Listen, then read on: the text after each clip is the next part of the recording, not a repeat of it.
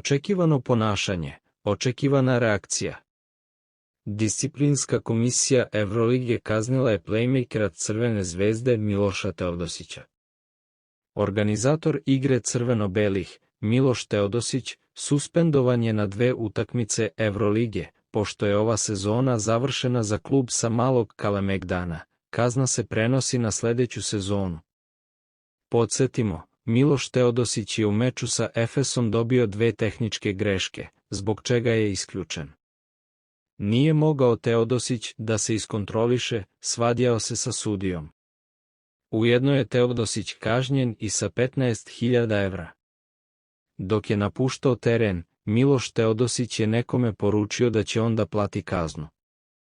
Kažnjen je još jedan igrač Crvene zvezde, Joel Bolomboy, centar crveno-belih moraće da plati 5.000 evra zbog pokušaja agresije prema igraču Efesa.